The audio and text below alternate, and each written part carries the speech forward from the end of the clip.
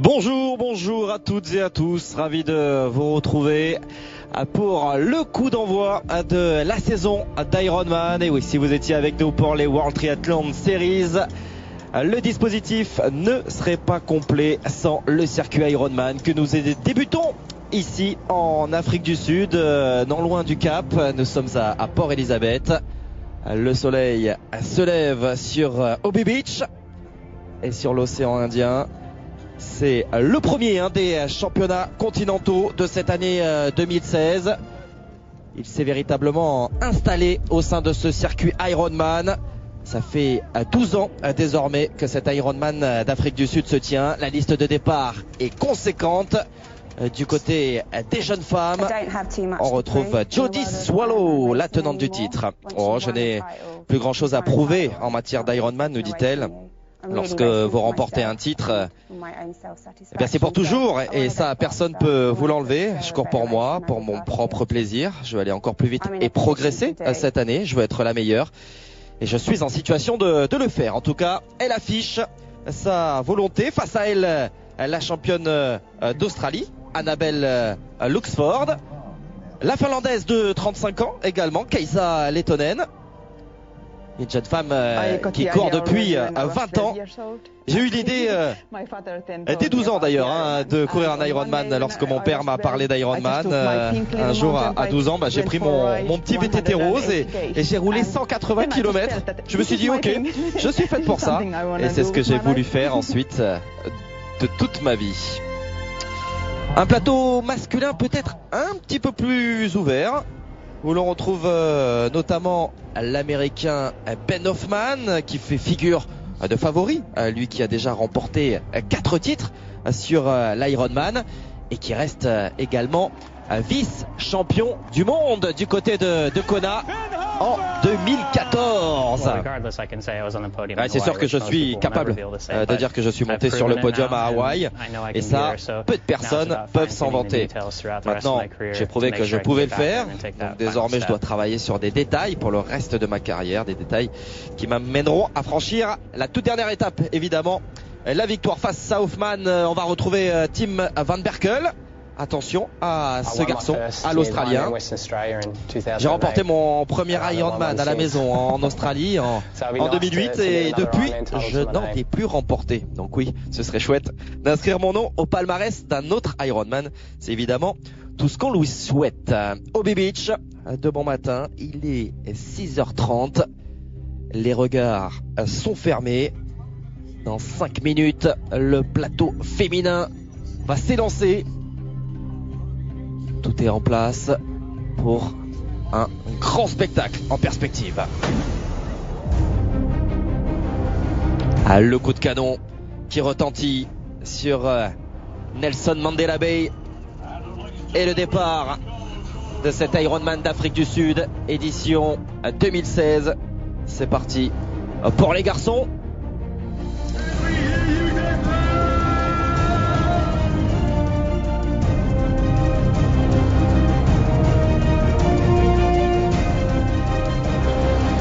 Et vous voyez, des conditions délicates dans cette baie Nelson Mandela, avec énormément de swell. Quelques instants plus tard, c'est au tour des jeunes femmes, élites bien évidemment. Vous voyez le peloton très réduit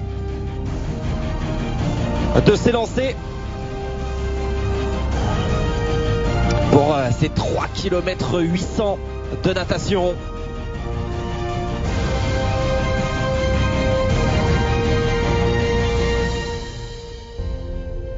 Et puis, de l'autre côté de la baie, il y a tous les amateurs. Ils sont 1800 parmi les groupes d'âge. Là, on est plus dans la contemplation. On se demande peut-être ce que l'on fait là, à cette heure-ci matinale. Mais même pour ces hommes et ces femmes, il y a énormément d'entraînement derrière eux. Je me sens appartenir à cette famille, nous dit Christian Fezel, cette famille de l'Ironman. Ça m'entraîne d'ailleurs, c'est un ascenseur émotionnel permanent.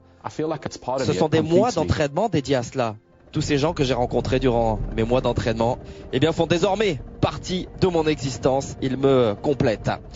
Allez, on retourne bien évidemment à la course des professionnels et notamment à l'Estonien Marco Albert qui a pris les commandes de la natation. Du côté des jeunes femmes, ça n'est pas vraiment une surprise. C'est Jodie Swallow, la Britannique, et tenant du titre, qui est aux commandes. Même si Annabelle Luxford, notamment, essaye de tenir la cadence. C'est pas franchement évident pour l'Australienne qui essaye au moins de créer un écart avec le reste de la concurrence. Le tracé de cette natation, je vous le disais, 3 km 800 en un tour. On laisse la bouée main gauche, les bouées main gauche devrais-je dire, avec ses premiers donc 300 mètres. Et ensuite on va faire ce rectangle. Je vous parlais de ces conditions délicates. Il y a de l'air sur la baie Nelson Mandela, et ce de bon matin, vous le voyez aux oriflammes. Alors que les professionnels se sont élancés il y a déjà de cela de longues minutes. C'est parti pour les amateurs. Tous ces sacrifices vont pouvoir eh bien trouver leur couronnement.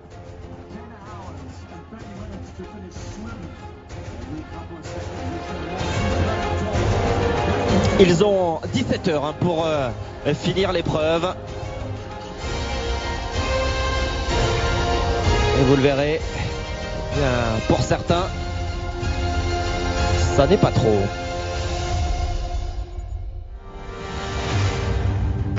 Alors je vous parlais de ces conditions météo quelque peu délicates avec beaucoup de vent, vous l'avez vu avec ces vagues, même si c'était des images enregistrées et certainement en pleine journée. Le matin, c'est un petit peu plus calme. Allez, le retour déjà des athlètes professionnels avec un groupe de 5 qui s'est détaché. Marco Albert, toujours l'Estonien aux commandes, devant l'Australien Eric Watson. Bas Didren, le Néerlandais, va rester tout proche, on le voit à l'arrière-plan. Mais c'est bien Albert qui a terminé la natation en première position. La transition est rapidement effectuée et il va pouvoir s'élancer en première position pour les 180 km de natation, de vélo, pardonnez-moi. Marco Albert, donc moins de 50 minutes sur ces 3 km 800 devant Eric Watson et Bas Didren. On a vu Ben Collins en 4e position, l'Américain. Premier à la sortie de l'eau, premier sur le vélo. Marco Albert, Bas Didren n'est pas moyen loin, vous le voyez. Van Berkel, les favoris, Hoffman également sont là. Allez, ils sont à une poignée de minutes. Seulement 6 minutes après les garçons, la première femme sort de l'eau. C'est évidemment Jodie Swallow. Annabelle Luxford n'est pas bien loin. Voilà, Jodie Swallow a changé et qui va pouvoir donc s'élancer sur la partie vélo. L'Australienne Annabelle Luxford donc conserve, mais sa deuxième place, il y a un petit écart. Vous le voyez, 4 minutes déjà quasiment d'avance pour Jodie Swallow sur Annabelle Luxford. Et les suivantes sont déjà reléguées à plus de 6 minutes, comme Kaisa Lettonen, que l'on avait entendu en tout début de programme. Allez, on retrouve les garçons sur cette route côtière et donc évidemment balayée par les vents. Alors une route toute simple, deux boucles à effectuer sur Elizabeth Road. Et avec la possibilité, vous le voyez et vous le comprenez avec cette ligne droite et cette double aller-retour finalement, et bien de croiser ses adversaires et donc de pouvoir jauger l'écart que l'on fait sur eux. Allez, après les 40 premiers kilomètres de course, Marco Albert toujours devant, Bas Didren en deuxième position et Ben Collins qui fait l'effort, on le voit, et qui est en train de déposer ses adversaires. Voilà le premier demi-tour justement sur Elizabeth Road. Et le petit coup d'œil jeté aux adversaires justement pour avoir une idée de l'écart que l'on a créé. Tim Van Barkel n'est pas bien loin, hein, l'Australien. 1 minute de retard, mais voilà, décroché de ce groupe. Et donc il est seul à travailler. Van Barkel qui avait terminé 7e au championnat du monde en 2014. On va écouter Ben Hoffman, lui deuxième l'an dernier. Ouais, il faut donner plus encore lorsque vous êtes sur la route, sur le vélo, c'est rude, hein, mais ça l'est pour tout le monde. Il y a un effet sur le physique. Vous devez être bien sûr fort pour résister au vent, aux routes rugueuses, mais il y a une part peut-être mentale plus importante encore. Vous devez être prêt à accepter cela, vous devez être prêt à dépasser vos limites. Et c'est pareil finalement pour tout le monde. Allez, on retrouve la course féminine à présent avec Jodie Swallow. 3 minutes d'avance sur le reste de la concurrence. Donc vous l'aurez compris, elle était sortie avec 6 minutes d'avance de la natation. Annabelle Oxford est en train de faire l'effort sur sa machine. Kaisa Lehtonen n'est pas bien loin, en 3e position. C'est simplement son 2e Ironman à Kaisa Lehtonen et elle joue déjà les premiers rôles. Et l'on se retrouve dans ce magnifique paysage de Port Elizabeth en Afrique du Sud. Paysage magnifique, mais que les athlètes n'ont pas forcément le temps d'apprécier, bien sûr. À l'image de Bas Dideren, qui fait l'effort sur son vélo, qui pousse un maximum, qui essaye de repousser Malco Albert, qui était parti en première position. Et Tim Van Barkel qui est en train de perdre du temps, lui, sur sa machine.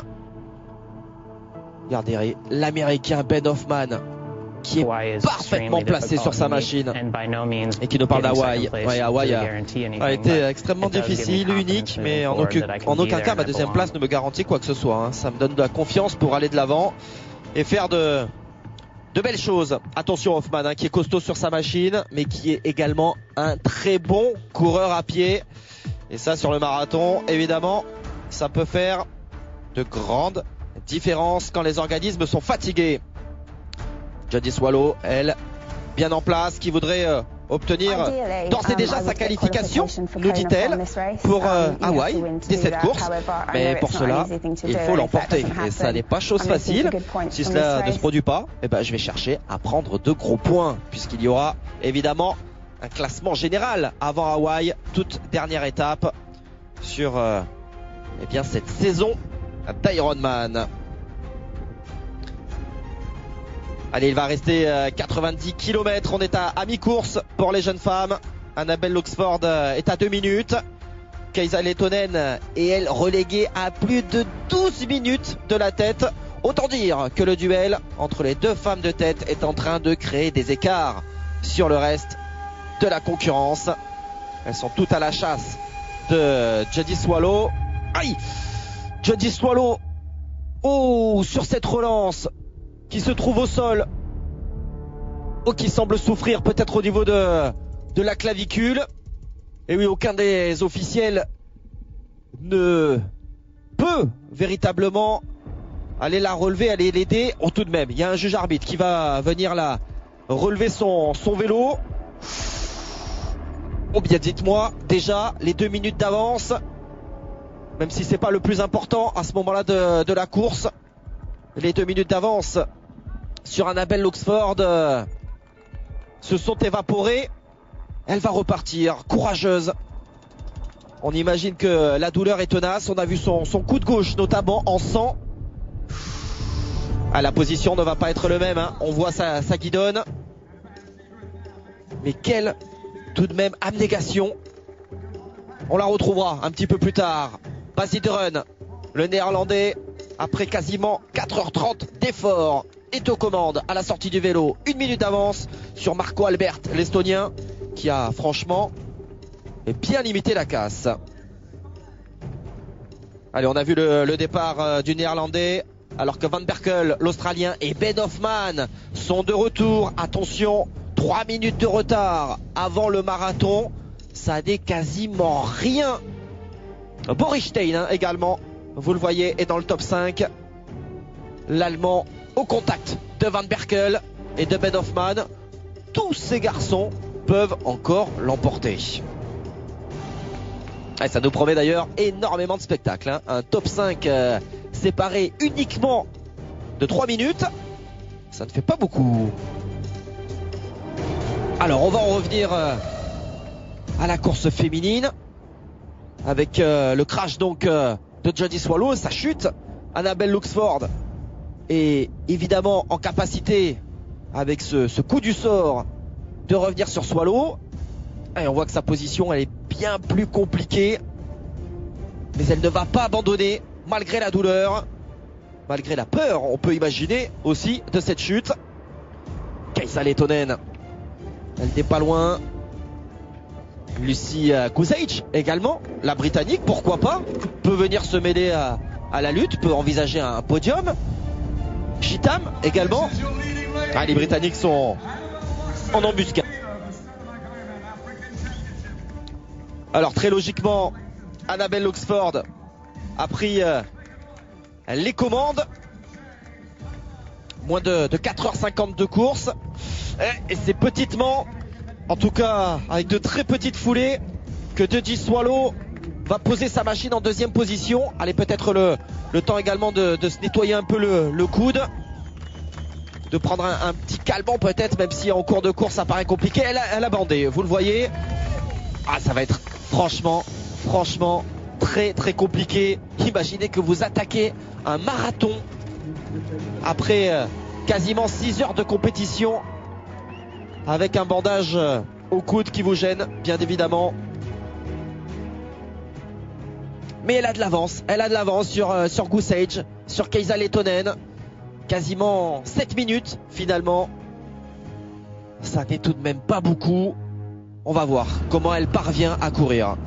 Avant cela, retour à la course masculine avec Bas Diederen, troisième à l'issue de la natation, qui a fait l'effort sur le vélo pour rattraper cet homme, Marco Albert.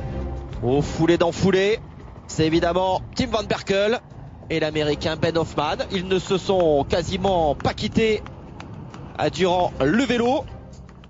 Ils ont, semble-t-il, l'intention de courir le marathon ensemble. C'est peut-être intelligent tactiquement, ce marathon qui se résume à 4 boucles autour évidemment de la zone de transition.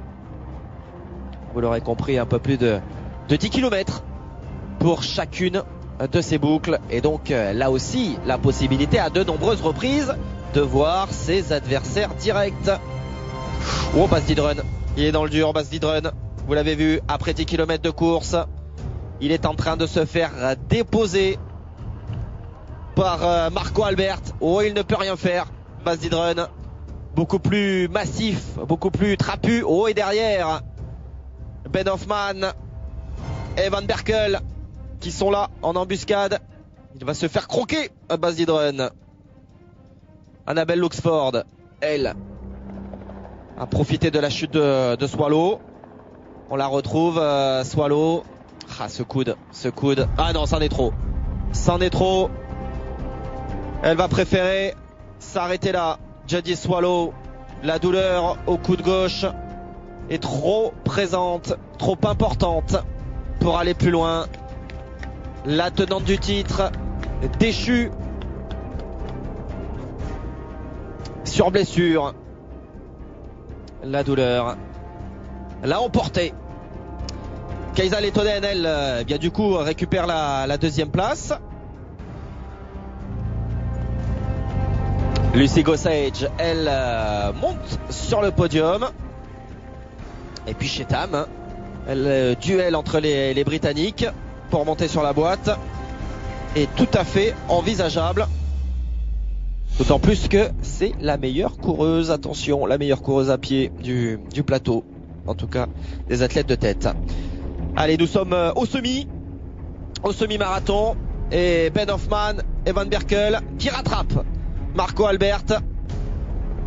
La décision va désormais avoir lieu entre l'Américain et l'Australien. Revenu aux affaires. On le disait, hein, Ben Hoffman deuxième à Hawaï. Et pendant ce temps-là, les amateurs sont en train, eux aussi, de lutter sur le macadam sud-africain.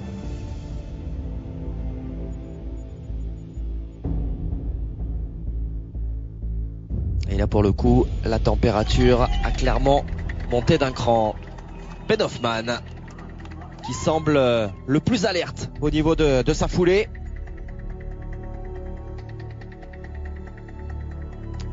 Lui qui a terminé deuxième, on le rappelle, du côté de Kona, et qui a bien envie de remporter cet Ironman. Et peut-être quelques points de côté. Là, on a vu pour Annabelle Luxford, qui doit gérer entre guillemets parce qu'elle a encore de l'avance sur la Finlandaise Kaisa. Oui, eh bien non, Lehtinen est en train de la passer. Oh, la différence de foulée. Et on a vu quand même, hein, le petit geste amical de Kaisa Lehtinen. La petite tape amicale. Ben Hoffman, lui, a déposé son adversaire australien et va s'imposer. Oui, Ben Hoffman est bien le vainqueur de cet Ironman sud-africain édition 2016.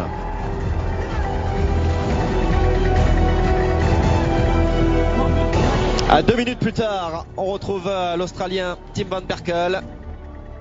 Lui qui avait déjà terminé deuxième l'an dernier de l'Ironman Asie-Pacifique.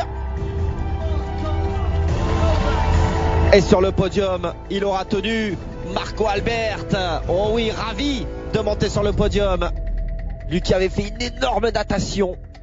C'est lui qui était sorti en première position. Ben Hoffman qui s'impose en un peu plus de 8 heures et 12 minutes. Van Berkel termine deuxième. Marco Albert troisième. Et Matt Rothman à domicile, le Sud-Africain, au pied du podium.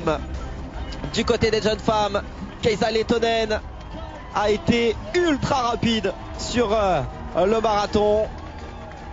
Elle ne s'imaginait peut-être pas à 12 ans remporter un Ironman Series. 9h, 6 minutes, 50 secondes pour Kaisa Lehtinen. Première victoire d'ordre international, bien sûr. La Britannique Suzy Chetam, elle aussi, a réalisé un remarquable marathon pour venir prendre la deuxième place. Et Lucy Gossage et les Britanniques ont parfaitement terminé, puisque ces deux-là vont monter sur le podium. Annabelle Luxford a complètement explosé, l'Australienne. Regardez, elle termine tout de même 5e, mais à plus de 20 minutes de la tête, 20 minutes de la Finlandaise Kaisa Lehtinen. Et pendant que les professionnels, eux, en ont terminé, on retrouve les amateurs, et notamment Christian Feisel, qui court pour la 12e fois cet Ironman ici à Port-Elizabeth, mais celui-là, il est quand même très particulier. J'ai fait 11 Ironman sud-africains et j'ai eu l'honneur également de courir également à Hawaï. Pourquoi il est particulier, cet Ironman? Parce que tout simplement, voilà, il a eu un cancer l'an dernier, et les médecins, eh bien voilà, on cru tout simplement qu'il ne s'en sortirait pas. Ouais, je pense que l'Ironman a été primordial, nous dit-il, dans le fait que j'ai survécu à mes problèmes de santé. Je n'avais pas fait franchement d'entraînement pour cet Ironman. Si je n'avais pas fait, d'entraînement pour l'Ironman, eh bien je n'aurais pas survécu. Et Christian qui, voilà, au-delà de la maladie et au-delà du pronostic des médecins, est parvenu, voilà, même pas un an après ses soucis, à faire tout simplement cet Ironman. Ça n'est pas seulement une course, vous vous en rendez compte, c'est également eh bien tout un état d'esprit et la joie, bien évidemment, d'en finir et de pouvoir venir enfin sur ce tapis rouge. Le voici, Christian Feisel.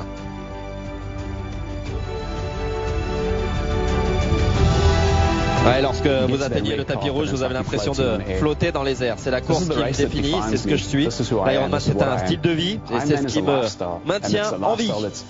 Superbe histoire, en tout cas, que celle de Christian Fesel. Et on le retrouvera certainement un petit peu plus tard dans cette saison, tout comme tous les triathlètes professionnels. La prochaine date, nous serons du côté de Houston aux États-Unis. Et ce sera au mois de mai. Et d'ici là, bon entraînement à toutes et à tous. Bye bye.